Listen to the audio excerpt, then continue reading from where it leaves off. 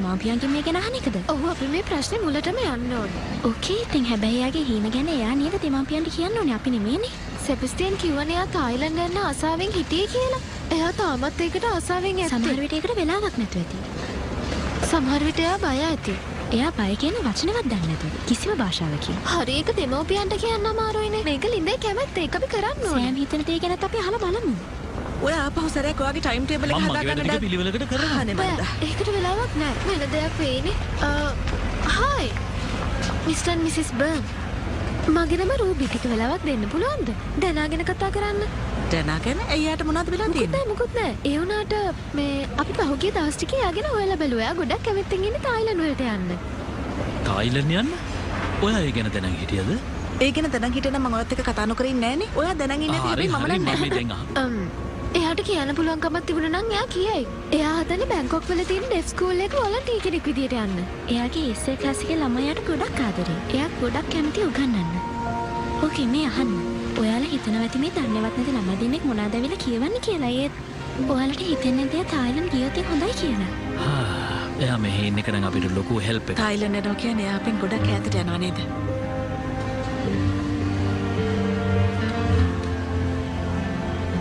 අපිට නම් ඉතින් මෙහෙට කෙනෙක් හයර් එකට ගන්න පුළුවන්. මම දැකලා තියෙනවා එයා ඒක කරනවා. she's amazing. එයා කැමති නම් යන්න දෙමු. අපිට එයාගේ හීනට හරස් වෙන්න බෑනේ. අපි මේකට විසඳුමක් හොයාගමු. Thank you so much. දනා මේක හැමෝම ගොඩක් සතුටු වෙයි. Thanks. කවුද යපු ළමයි දෙන්න? ඒක තමයි මට මේක නේ හිතා ගන්නත් බෑ. ඔව් මමත් හිතුවේ ඒක වැඩ කරයි කියලා. ඒ වුණාට ඒක හරි කියලා. අන්න ඉන්නවා එයා. එයාටත් ඒ සතුට වෙද්දි. හයි සෑම් මං එහෙනම් තියනම් අපි පස්සේ හම්බෙමුකෝ. ඔයාලා මොනවද මේ කරන්නේ? ඔයාලා ඇයි මගේ ජීවිතේට බැදිහත් වෙන්නේ? අපි හැදුවට හෙල්ප් කරා. ඔයාලා හිතුවේ මට හෙල්ප් එකක් ඕනේ කියලා? මොකද මං කාගෙන්වත් උදව් ඉල්ලුවේ නෑනේ. ඔයාට තායිලන්ත යන්න ඕනේ මට දැන් කොහෙවත් යන්න ඕනේ නෑ. ඔයාලා මං ගැන කිසිම දෙයක් දන්නේ නෑ. ඒ නිසා ප්ලීස් ඔයාලා මගේ ජීවිතෙන් ඈත් වෙලා ඉන්න. මේ මොකද්ද මේ උනේ? ඊට පස්සේ අකුවාගේ ජීවිතෙන් ඈත් වෙලා ඉන්න කියලා. මට තේරෙන්නේ නැහැ කොතනද වැරදුනේ කියලා. මෙහෙමයි මං දන්නවා මං පොඩ්ඩක් හදිස්සි වෙලා හැමදේම ඉක්මනින් හොයාගෙන මේක ඉක්මනට විසඳන්න try කරා කියලා. හැබැයි මට වැරදුනා. හැබැයි විශ් එක මොකද්ද කියලා තේරුම් ගත්තනේ? හරි. එයාට ඕනේ උනේ තායිලන්ත යන්න. හැබැයි දැන් එයාම කියනවා තායිලන්ත යන්න ඕනේ නැහැ කියලා. ඇයි එහෙම? අරමුණු දිනන්ට අරමුණු හරින විස්කම් කරුවන්ගේ හැම මොහොතක් රස විඳින්න කියන්නේ විශ් කරලා තියෙන තායිලන්ත යන්න ඕනේ කියලාද? මං විශ් කරනවා හුඟක් දුන්නා නම් කියලා. එයාගේ දෙමව්පියොත් ඒකට අන්තිමට කැමති වුණා. තායිලන්ත යන එකට? ඔව්. හැබැයි ඉතින් ඒක ක්ලූ එකක් නේ විශ් එක නෙවෙයිනේ. ඔව්. ඉතින් මං කල්පනා කරන්නේ මෙතන අයිතුවට වඩා දෙයක් තියෙන්න පුළුවන්. ඔව්. ඔයා හරි. කීවර්ඩ් එක තමයි ඇහුම්කන් දුන්නා නම්. සමහර විට ඒකේ වෙන තේරුමක් ඇති. ඒ වගේම මං අර දැකපු මොන්ස්ටර් කවුද කියලා තාම හරියට දන්නේ නැහැ. ඉතින් කොහොම හරි ආයෙත් දැනට කතා කරා නම් හරි. එතකොට කතා කරනවම නෙමෙයි ඉතින්. ඇහුම්කන් දෙනවා.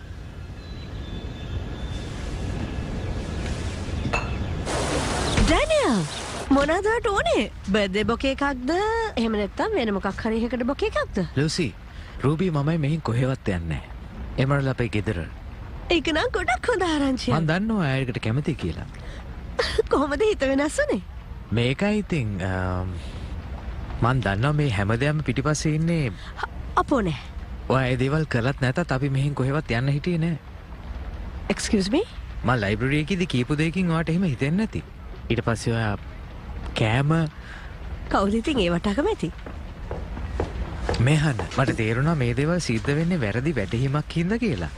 ඉතින් මට ඕන වුණා ඒ වැරදි වැටහීම හරි ගස්සන්න. තවත් කෑමනේ? තව කුකීස්, මෆින්ස්, තව අර බෙරිදාපු જાති කෑම වර්ග. ඉතින් මට එක පැත්තකින් ගොඩක් දුක හිතුණා කවුරු හරි කෙනෙක් මෙහෙම මහන්සිලා අපි වෙනුවෙන් කෑම හදන එකට. එතකොට අනිත් එක? ඇත්ත එළියට ආවහම මොනවා වේද කියලා මට කනගාටුයි. කවුරුත් රැවටෙන්න කැමති නෑනේ. කලබල වෙන්න එපා ඩැනියල්. මම නේ ප්‍රශ්න එළියට ගත්තේ. ඒක මටම වහන්න පුළුවන්. නියමයි. කොහොමද? ඇත්තටම අපි දන්නවා ඔයාලා මේ නගරය වෙනුවෙන් කොයි තරම් දේවල් කරලා තියෙනවද කියලා. ඔයාලා මෙහි අනිවාර්යයෙන්ම ඉන්න ඕනේ. ඒක තමයි ඇත්ත. ඒ වගේම thank you. මට මොකටද තෑන් කරන්නේ? ඔයාලා මේ කරන දේවල් වලට. ඒ වගේම ෆැමිලි එකට. තැන්ක්ස්. ඔයාට ෂුවර්ද කතා කරන්න ඕනේ කියලා. එයා නම් ඒකට කැමති වෙන එකක් නැහැ. ඒක ඇත්ත. ඒත් අපි විශ් එක තේරුම් ගත්ත වැරදීනේ. මොකද්ද මේ ලින්දට වෙලා තියෙන්නේ? හැම විශ් එකක්ම එක්කෝ අභිරහසක් වගේ නැත්නම් අමාරු පෙරේකාවක් වගේ. එකක්වත් ලේසි නෑ. ඒ කතාවත් ඇත්ත තමයි. හරි. මුලින්ම අපි දැනගමු අයියා තීරණය වෙනස් කළේ කියලා. ඊට පස්සේ සමාව ගමු. මුලින්ම සමාව අරගෙන හිටියත් නරකද? හරි. ඔයාලයි මෙහෙ ආවේ? මං කිව්වා නේද මගේ ජීවිතෙන් ඈත් වෙලා ඉන්න කියලා? ඇත්තම කිව්වොත් අපි ආවියාට සොරි කියන්න. අපි තමයි මේක වරද්ද ගත්තේ. අපිට හැම දෙයක්ම අපහැදිලි වෙලයි තිබ්බේ. Thank you. හැබැයි අපි කැමති ඔයාට උදව් කරන්න. ඇයි කියන්න පුළුවන් ද ඔයාගේ තීරණය වෙනස් කළේ? එහෙම කළේ මට ඕනේ හින්දා. දැන් ඔයාලා යන්න. එයා බොරු කියන්නේ. මටත් තීරණ වෙත් ඇයි? සල්ලි නැත්තම් කොහොමද ඒව රෙපෙයාර් කරන්නේ? කොහොම හරි රිපෙයාර් කරගන්න වෙනවා. නැත්නම් අපි කොහොමද මෙතන වැඩ ටික කරගන්නේ? ලෝන් එකක් ඕනේ.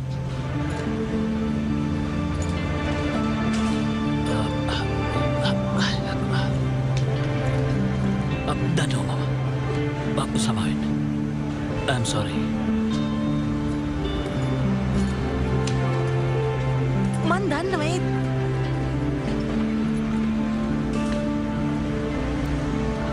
ඔය හරි. I'm sorry too.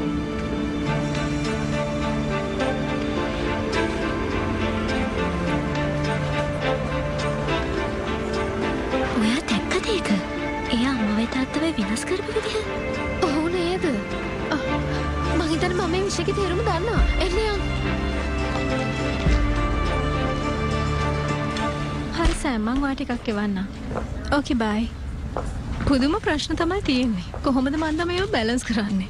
අනේ මන්දා කොහොමද කියලා තමයි මාත් හොයන්නේ. ආන්ටි ඒක නෙවෙයි. ප්‍රශ්නයක් අහන්නද? බර්න් පවුලේ අය රණ්ඩු වෙනවද දැකලා තියෙනවද? මෙහෙට නම් එන ගොඩක් අය රණ්ඩු වෙනවා. එයාලට ඉන්න තැන වැඩකුත් නැහැ. එයාලට මොකක් හරි ප්‍රශ්නයක් වුණාද? ප්‍රශ්නත් වෙලා තියෙනවා ඉතින්. කන් ඇහෙන්නේ නැති ළමෙක් හම්බුණා. එයාලගේ බිස්නස් එක පාඩු වෙලා තියෙනවා. ඔය වගේ දේවල් වලට එයාලගේ ප්‍රශ්න ඇති වෙලා තියෙනවා. ඔයා හිතනවාද ඒ දින ඩිවෝස් වෙන්න යන්නේ කියලා? ඇත්තට මේක නම් හරියටම දන්නේ නැහැ. කියන්න බෑ ඉතින්. අයියෝ. ඒ ෆැමිලි එකේ දැන හිටියේ නැත්තම් එහෙම අනේ මන්දා. ඔහොමවත් ඉන්න බැරි වෙනවා. හැම පවුලකම ඉතින් ඔය වගේ ප්‍රශ්න තියෙනවනේ. තේරුම් ගන්න එක තමයි වැදගත්. එහෙනම් ඩැනායාගේ අම්මවේ තාත්තවේ දාලා රට යන්නේ නැත්තේ ඒ දින වින්වේ කියන බයට. ඩලා විශ් කරලා තියන්නේ එයාලා හුම්කන් දුන්න නම් කියලා. ඒ යාට නෙමෙයි එකිනෙ කාට. අපි දැන් එතකොට කරන්න ඕන වෙන්නේ ප්‍රශ්නේ විසඳන එක.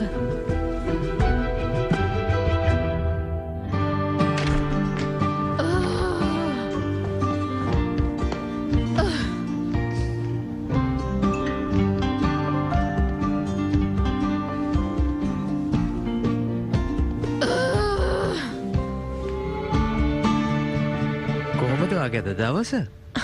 ප්‍රශ්නයක් තියෙනවා. මැරි කරපු අය ඇයි මැරි කරාට පස්සේ හැම වෙලාවෙම රණ්ඩු කරන්නේ? ඒක ගොඩක් අමාරු ප්‍රශ්නයක්. ඒ වගේ මේකේ උත්තරෙත් ගොඩාක් ලොකුයි. ඉතින් ඔයයි අම්මයි හැම වෙලාවෙම හොඳින් හිටියනේ. මොකද ඒ? ඔයාට මගේ හිනාව ඇහුණාද?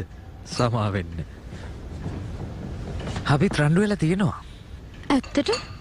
ඒත් ඔයාලා මං ඉස්සරහ නම් හරිම සතුටින් හිටියේ. ඒත් බර්න් ෆැමිලි එකේ අය නම් හැම වෙලාවෙම රණ්ඩු විතරයි. ප්‍රශ්නයකට උත්තරයක් හොයාගන්න බැරි වුණාම එහෙම රණ්ඩු වෙනවා තමයි. ඔයාටයි අම්මටයි ඒ වගේ ප්‍රශ්න තිබුණාද? සමහර වෙලාවට එහෙම තිබුණා. හැබැයි දිගටම තිබුණේ නැහනේ. ඔව්. ඒ වගේ අම්මා හින්දා හැම දෙයකටම උත්තරය එයා ගාව තිබ්බා. කියන්න බලන්න. එයා එක සැරයක් අපි හම්බෙන්න තැනක් බුක් කරලා තිබුණා. ඒක හරිම පුංචි තැනක් කෑම විතරයි අපිට එතන ගන්න තිබුණේ. මොකක් ඇයි? අපි මුලින්ම හම්බුනේ එතන. එතන ඉතින් පොඩි පොඩි ප්‍රශ්න ටිකක් නම් සිද්ධ වුණා. හරි හමන් ඉඳ ගන්න තැනක් තිබුණේ නැහැ. ඕඩර් කරපු කැමත් නෙමෙයි අපිට ආවේ. එදා ඉතින් අපි ඔහේ දිගටම කතා කරුවා. එයා ගෑස් එක දිහා බලාගෙන කතා කරනකොට මට එතන තිබිච්ච අඩුපාඩුවක් තේරුන්නේ නැහැ. මං එයා දිහාම විතරයි බලන් හිටියේ. බොරු කියන්නේ පවයා එහෙම කරේ නෑ. බොළඳුනාට ඒක තමයි ඇත්ත. ඒක බොළඳ නෑ. නෑ බොළඳයි තමයි. ඒක හින්දායි ඔයාලගේ ආදරේ තවත් වැඩි වුණේ. හැම වෙලේම එහෙම වුණා. අන්තිමට එපා වුණේ යාගේ කෑම විතරයි.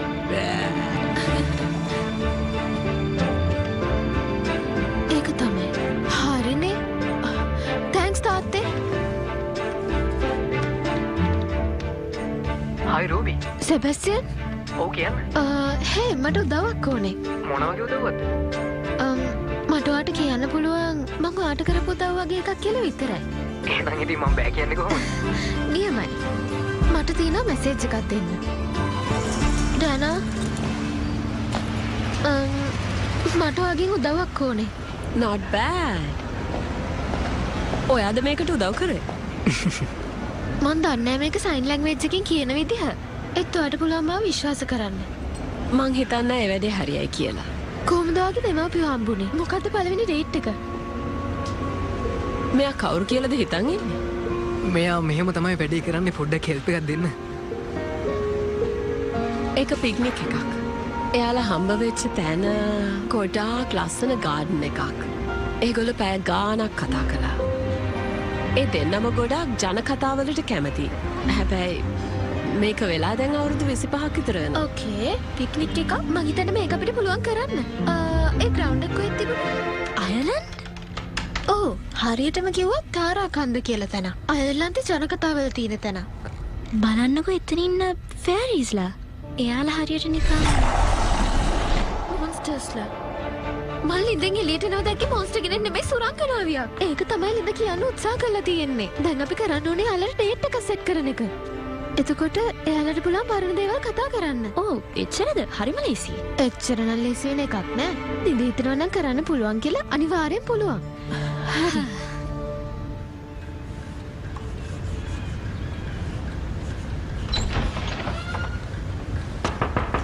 නියම වෙලාව.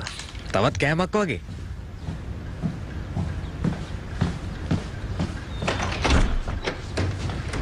Hey. Oh, hey. Preach. Sorry මං හිතුවේ මට කෑමක් එවලා කියලා. මමත් මේ පොඩි වැඩ ටිකකට මේ පැත්තට ආපු ගමන් ඔයාවත් බල්ල යන්න හිතුණා. ඉතින් මොකද වෙන්නේ ඩෑන්? හැම දෙයක්ම හොඳින්.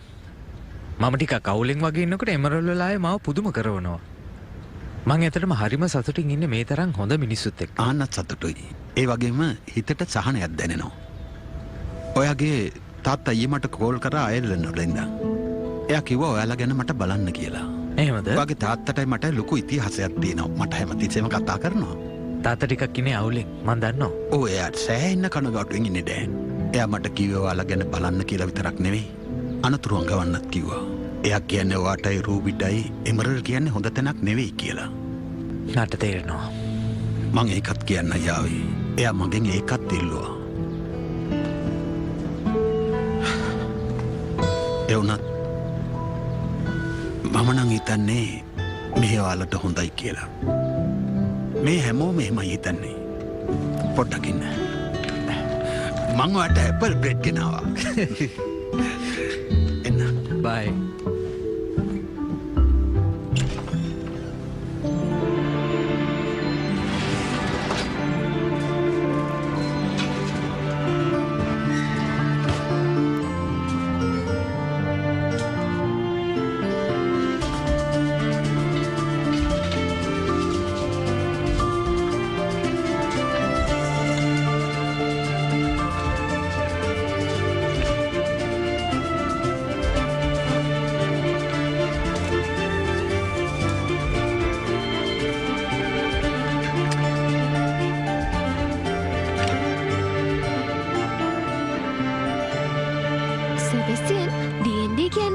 කියන විදිය කෙනෙක් නම් අනිවාර්යෙන් මට ෆෑරි ෆිගරින්ස් ටික හොයලා දෙන්න.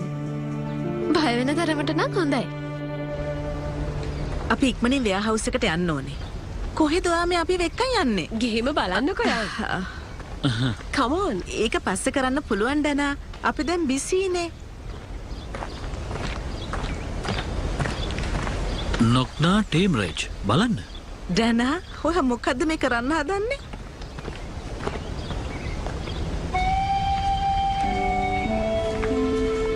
මොකද්ද?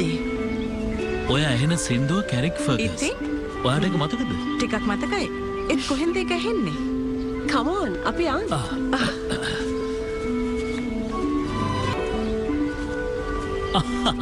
මේක දැක්කම මට පරණ දෙයක් මතක් වෙනවා.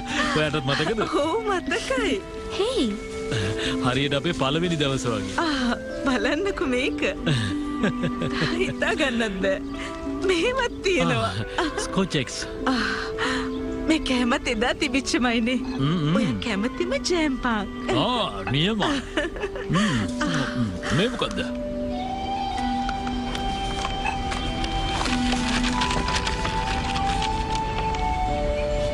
කටුපඳුරෙන් එහා ගහ පිටුපස ඔබ මාව දකි මා ඔබව දකි.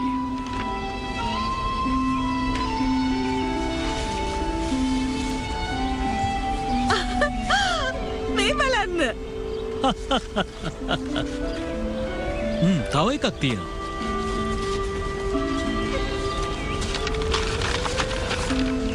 පඳුරෙන් එහා පැත්ත මා එබී බැලුවොත් තවත් සුරංගනාවක් සිටීද? මෙතන තියෙනවා. තව එකක් තියෙනවා. බලමුකෝ ඒකත් මොකක්ද කියලා. මං හිතන විදියට ඒක මරකන් කෙනෙක්ද? නැත්තම් මැරෝ කෙනෙක්? මෙරෝ කියන්නේ කවුද? ලස්සන ආකර්ශනීය සේද හිසකෙස් ඇති ජීවියෙක්. ඒ වගේ මෙයා ගොඩ බලවත්. හිතනවටත් වැඩිය. ඒක පුදුමයි. මට මතක් වෙනවා මම එදත් කොච්චර පුදුම වුණාද කියලා. මොකක් ගැනද? පළවෙනි වතාවට මම දැකපු වෙලාවේදී කවදාවත් දැකලා නැති ජීවියාව. මොකක්? ඒක ඇත්ත. ඕක නවත්තන්න. ඇත්ත කිව්වේ. මං එයා දිහා බලාගෙනමයි හිටියේ. එයා ගැන හිතන එක නවත්තන්නත් බැරි වුණා.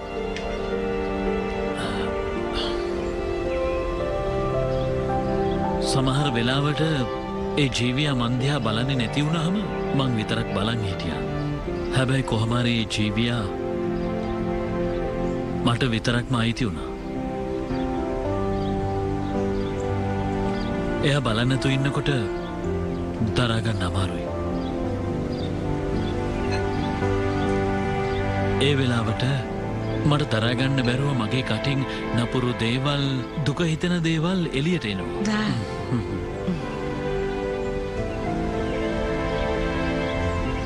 මම තේ දේම කරනවා. තව එකක් තියෙනවා.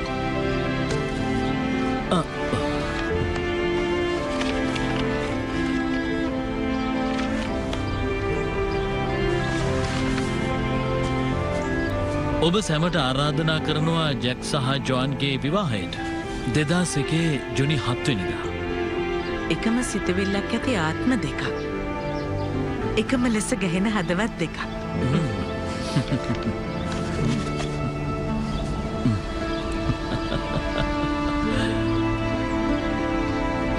මේ මැජික් ලිඳෙන් මම ගොඩක් දේවල් ඉගෙන ගත්තා.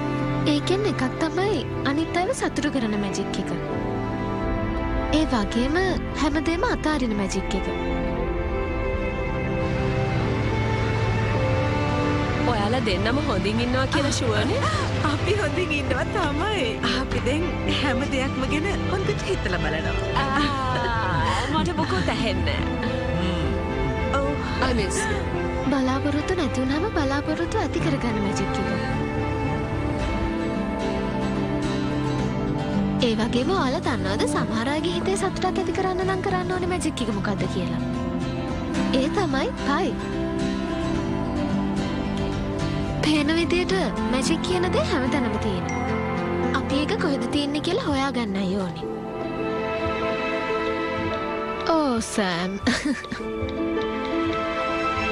මොකද ඒක අපි අනිවාර්යෙන්ම හොයාගන්න ඕනේ. නැත්තම් ඒක නිකම්ම එළියට මතුවෙන්නේ නැහැ.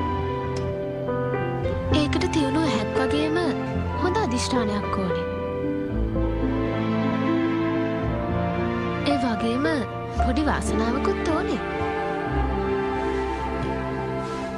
ඒත් මැජික් කියන දේ හැංගිලා තියෙනවා හැමතැනම. ඔව් හැම තැනම